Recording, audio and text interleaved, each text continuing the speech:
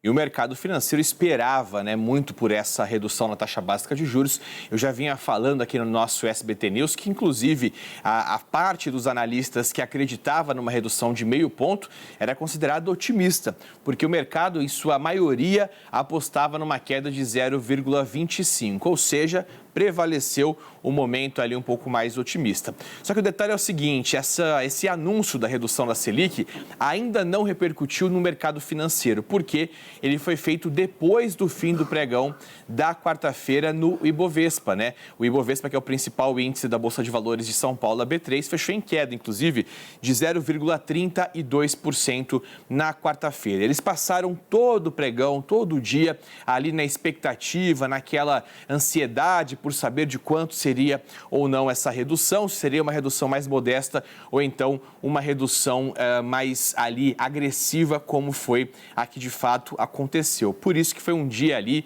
sempre com o pé no freio, um dia de freio de mão puxado, justamente por conta dessa ansiedade. O reflexo mesmo dessa redução da Selic deve ser registrado nessa quinta-feira e, claro, a gente vai monitorar. Mas eu vou voltar um pouquinho para quarta-feira para falar sobre o resultado do Ibovespa, porque os balanços corporativos também ficaram nos holofotes, viu? Inclusive, os dados ali divulgados pela Cielo, a gigante aí de meios de pagamentos eletrônicos, acabaram fazendo com que ali os papéis recuassem mais de 8%.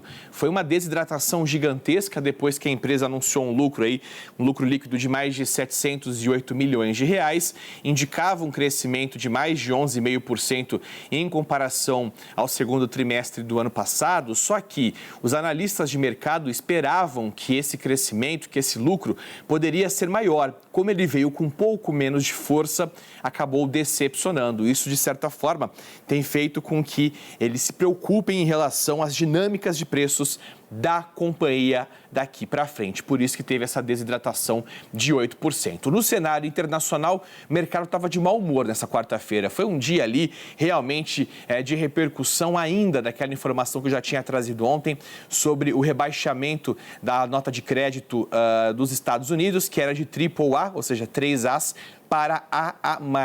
Esse movimento aí acabou fazendo com que o mercado ficasse, digamos, um pouco mais arisco ao risco a longo prazo. Isso, de certa forma, também mostra uma preocupação com os próximos 3 anos, ali como uma carga geral da dívida do governo norte-americano. Outro ponto que eu destaco para vocês ainda foi a repercussão dos dados do emprego nos Estados Unidos. Ali foram criadas 324 mil vagas no mês de julho, um número muito maior do que era projetado por analistas, que era de 189 mil vagas. São duas questões que envolvem o emprego. Uma delas, obviamente, você tem um crescimento de pessoas com ocupação, tem o lado positivo, mas o mercado, por outro lado, acaba enxergando isso como uma preocupação, porque quando tem pessoas empregadas, o consumo aumenta. Quando o consumo aumenta, muitas das vezes, ali a inflação acaba sendo impactada, ela pode ficar ali um pouco mais descontrolada.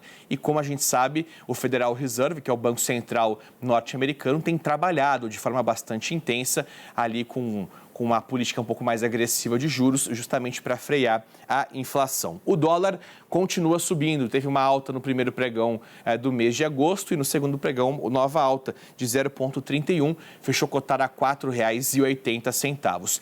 Na quinta-feira não adianta, o único assunto do dia, obviamente, vai ser a repercussão ainda sobre a redução da Selic e a gente vai monitorar para sentir de que forma o mercado vai reagir. Os principais analistas do mercado falam, inclusive, numa subida bastante grande do índice Bovespa nessa quinta-feira. É esperar para ver.